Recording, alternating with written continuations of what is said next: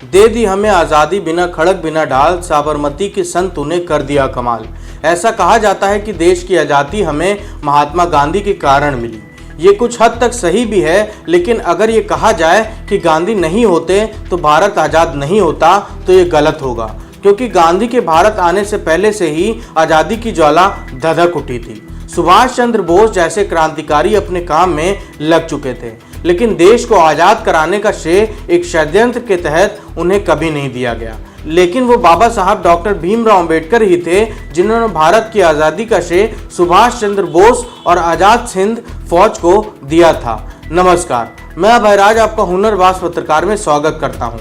आज बात होगी उस किस्से की जब एक इंटरव्यू के दौरान बाबा साहब ने सुभाष चंद्र बोस और उनकी आज़ाद हिंद फौज को मुखरता से उनका श्रेय दिया था। नेताजी सुभाष चंद्र बोस और बाबा साहेब डॉक्टर भीमराव अंबेडकर अपने समय के दिग्गज नेता थे। दोनों ही विदेश में पढ़े थे और इन दोनों नेताओं ने आज़ादी से पहले के भारत में अपनी पहचान बनाने के लिए कड़ा संघर्ष किया। जहां इन दोनों के विचार अलग थे तो वहीं ये दोनों नेता दूरदर्शी भी थे और दोनों एक दूसरे के प्रशंसक भी थे।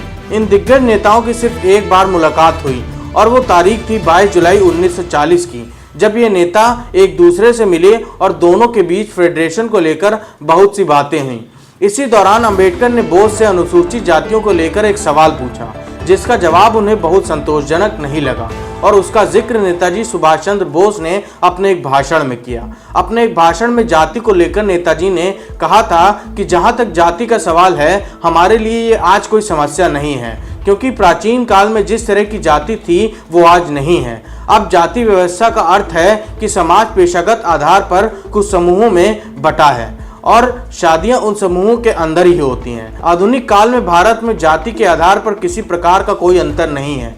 किसी भी जाति का व्यक्ति कोई भी पेशा अपनाने को आज़ाद है, तो इस अर्थ में आज हमारे यहाँ जाति व्यवस्था नहीं है। फिर सवाल विवाह का रह जाता है।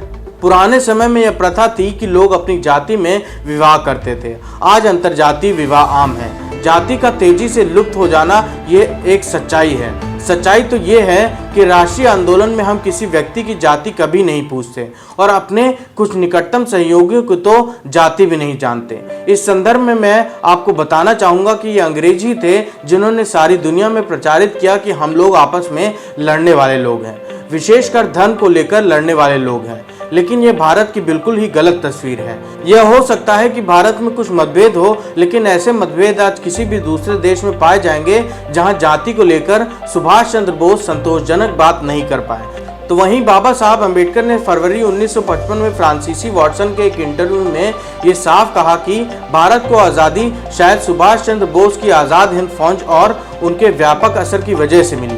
फ्रांसीसी वॉटसन से इस इंटरव्यू में बाबा साहब अंबेडकर ने कहा था कि अंग्रेज मानकर चल रहे थे कि ब्रिटिश फौज में शामिल हिंदुस्तानी कभी भी उनके प्रति अपनी वफादारी नहीं बदलेंगे। ये अलग बात है कि द्वितीय विश्व युद्ध के दौरान आईएनए की पराक्रम के किस्से सुनने के बाद ब्रिटिश फौज में शामिल भारतीय सैनिकों ने अपना मन बदल लिया और मन में ही विद्रोह के स्वर फूटने लगे थे।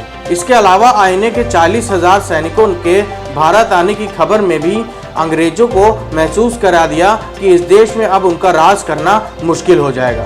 ये देश बदलने लगा है। ये कहानी अंबेडकर और सुभाष चंद्र बोस के बीच के रिश्तों की है, जो ये बताता है कि दो विचारधाराएं अलग अलग थीं, लेकिन अंबेडकर हमेशा हर किसी की विचारधारा का सम्मान करते थे। आपको वीडियो कैसा लगा हमें कमेंट सेक्शन में कमेंट करके ज़रूर बताइएगा और सुभाष चंद्र बोस के विचार आपको कैसे लगते थे ये भी बताइएगा। बने रहिए हमारे साथ। नमस्कार।